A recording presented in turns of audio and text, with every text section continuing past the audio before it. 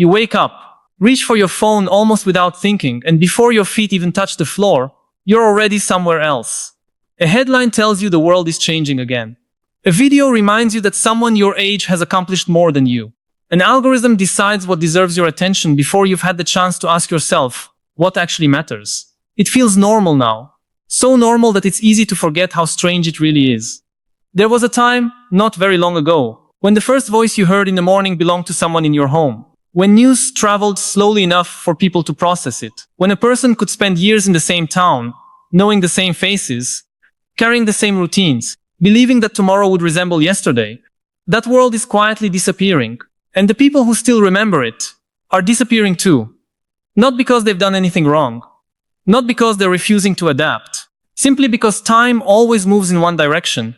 Yuval Noah Harari has spent years studying humanity's long journey across thousands of years. Yet one of his most unsettling observations isn't about ancient empires or artificial intelligence. It's about memory. Collective memory. The invisible thread connecting generations. And what happens when that thread finally breaks? Every civilization inherits stories from the people who lived before it. But stories are different from memories. Stories can be rewritten.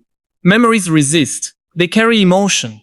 They contain smells, sounds, faces, and moments that no textbook can reproduce. When the last people who remember a different world are gone, something profound changes, not just history, reality itself. Have you ever noticed how grandparents tell stories that sound almost impossible today? They speak about neighborhoods where every door stayed unlocked. About children disappearing for hours on bicycles without anyone worrying. About writing letters instead of sending messages.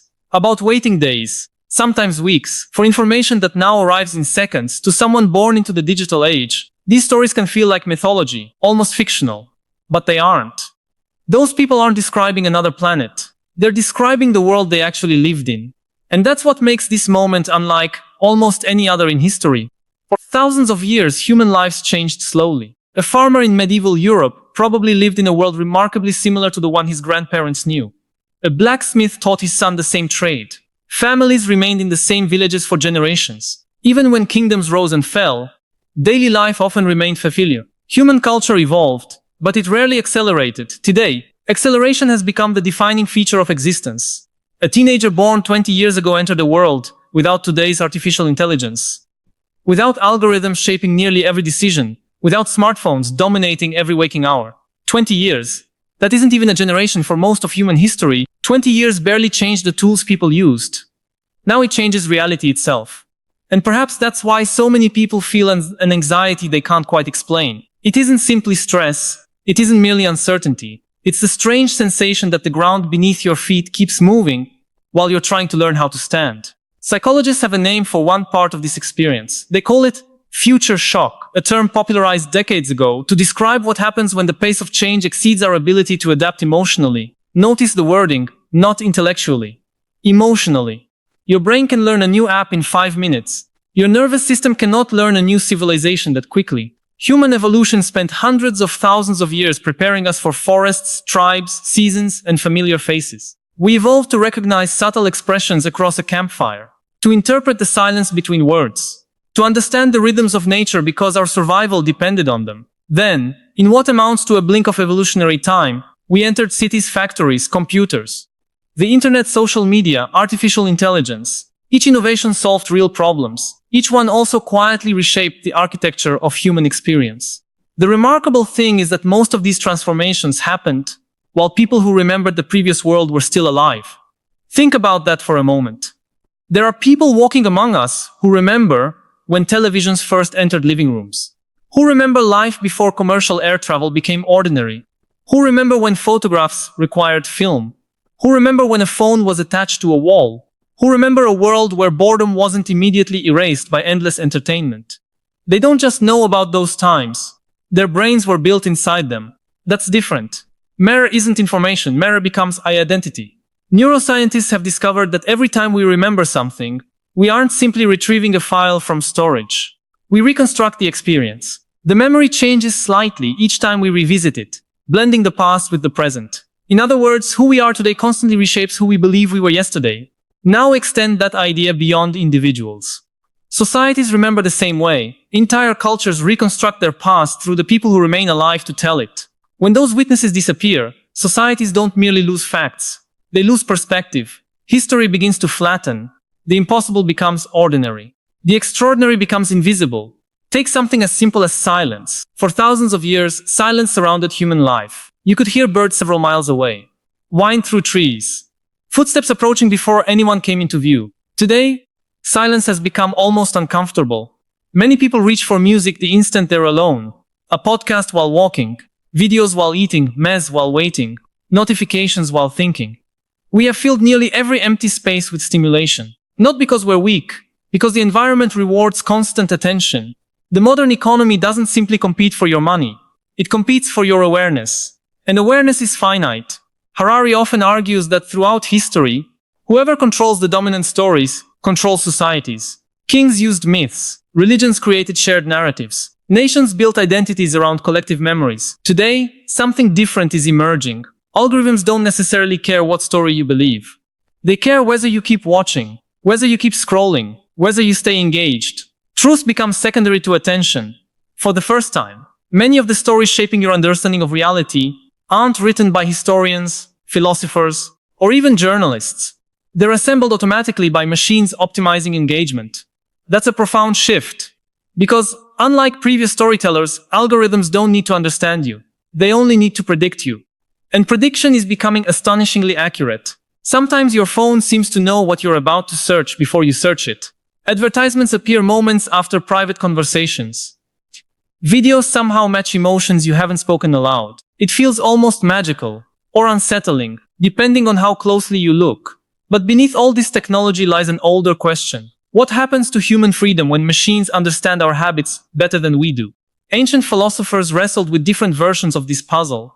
The Stoics believed freedom came from mastering your own mind rather than controlling external events. Buddhist thinkers suggested that much of what we call the self is actually a stream of habits, attachments, and conditioned responses. Modern neuroscience adds another layer. Many decisions begin forming inside the brain before we're consciously aware of making them.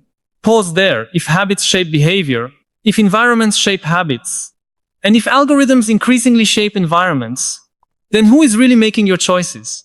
That question isn't science fiction anymore. It's becoming one of the defining philosophical questions of the 21st century. Yet perhaps the greatest irony is this. The more connected humanity becomes, the more many people report feeling isolated. Never have we communicated with so many people so instantly. Never have loneliness rates climbed so dramatically. How can both be true? Because connection and contact are not the same thing. Your ancestors depended on a small tribe where every relationship mattered. Losing the trust of 20 people could threaten survival. Today, someone can receive thousands of likes from strangers, while feeling completely unseen by the people sitting across the dinner table. Our technology expanded communication. It didn't automatically deepen understanding. And maybe that's why conversations with older generations sometimes feel so different, not because they possess all the answers, but because they remember what relationships felt like before every interaction became filtered through screens. Before identity became something continuously performed. Before life became content. They carry memories from a civilization that still assumed attention belonged to the individual, not to the marketplace, not to an algorithm, to the person themselves. As those memories fade from the living world, something subtle begins to happen. New generations no longer compare today's reality with yesterday's. They compare it only with the version of today they inherited. And once that happens, even the most extraordinary changes begin to feel inevitable, normal, permanent. But history has a way of reminding us that nothing about the present was ever guaranteed. The world you consider ordinary would have appeared almost incomprehensible to nearly every human being who ever lived. And perhaps even more unsettling, the world your grandchildren inherit may one day make your own memories sound just as unbelievable. The strange part is that most revolutions don't announce themselves. When historians write about the fall of an empire or the birth of a new era, they often describe it as though everyone living through it understood what was happening. But they rarely did. History only becomes obvious when you can look backward. The people living inside the Roman Empire didn't wake up one morning thinking, today begins the end of Rome. They still went to work. They bought food. They argued with their neighbors. They worried about their children. Life continued. Only years later did those ordinary days become chapters in history books. The same may be true for us. It's entirely possible that future generations will study this moment as one of the greatest turning points in human history. Not because of a single war or political revolution, but because humanity slowly handed over one of its most precious abilities: the power to shape its own attention. For thousands of years, your attention belonged mostly to you. Nature interrupted it, family interrupted it. Occasionally, danger interrupted it. But there wasn't an industry devoted to capturing every spare second of your awareness. Today, there is every vibration in your pocket, every autoplay video, every endless feed, every carefully engineered notification. None of these were designed simply to make life easier. They were designed to compete for the one resource no civilization has ever had enough of: human attention. And once attention becomes a commodity, something remarkable begins to happen. Your inner life slowly starts to resemble a marketplace. Thoughts no longer arrive naturally. They're interrupted. Emotions no longer unfold quietly. They're redirected. Curiosity no longer wanders. It's guided without realizing it. Many people begin outsourcing one of the oldest human skills: deciding what deserves to occupy the mind. Carl Jung believed that much of modern suffering came from living too far away from ourselves. He observed that people often spend years constructing identities they think society expects, only to discover later that they've lost contact with something much deeper. He called it the self. Not the personality we present to the world, but the quieter center that exists beneath our roles, ambitions, and masks. Now consider how difficult it has become simply to hear that quieter voice. When was the last time you sat alone without reaching for your phone? Not because someone told you to. Not because it was part of a meditation practice. Just because silence felt natural. For many people, that question is surprisingly uncomfortable. Not because they dislike silence, because they've forgotten what it sounds like. The human brain is astonishingly adaptable. Neuroscientists refer to this quality as neuroplasticity, the brain's ability to reorganize itself based on repeated experience. Every habit strengthens certain neural pathways while allowing others to weaken. This is why learning a language becomes easier with practice. Why musicians develop extraordinary hearing. Why experienced taxi drivers once developed enlarged brain regions associated with spatial memory after years of navigating complex cities. The brain becomes what it repeatedly does. But neuroplasticity is neutral. It doesn't distinguish between habits that liberate you and habits that quietly imprison you. If your days are filled with constant distraction, your brain becomes increasingly skilled at being distracted. If your attention jumps every 30 seconds, your mind slowly begins to expect interruption as its natural state. Over time, concentration itself starts to feel exhausting. Not because your intelligence has declined, because your brain has adapted perfectly to the environment you've given it. Evolution has always rewarded adaptation. It never promised that adaptation would make us happier. Harari often reminds us that humans are remarkably good at creating systems far more powerful than themselves, only to discover later that those systems begin shaping the creators. Agriculture allowed civilizations to flourish, but it also tied millions of people to endless labor. Industrialization produced extraordinary wealth, yet transformed time itself into something measured by factory clocks. Now artificial intelligence promises unimaginable convenience while quietly asking an uncomfortable question. What happens when machines become better than humans at the very tasks we once believed defined us? For centuries, intelligence was considered humanity's greatest advantage. We wrote poetry, solved equations, composed symphonies, diagnosed illness, cracked laws, interpreted history, guided ideas. But intelligence is no longer a uniquely human territory. Machines can already outperform people in many forms of calculation, pattern recognition, language generation, and strategic decision-making. This doesn't necessarily diminish humanity. It simply forces us to reconsider what humanity actually is. If intelligence can be replicated, what cannot? Perhaps wisdom, perhaps compassion, perhaps consciousness itself, or perhaps something even simpler, presence. A machine can generate a sentence. It cannot experience what that sentence means. It can describe grief. It cannot lose someone it loves. It can write about childhood. It cannot remember the smell of its grandmother's kitchen.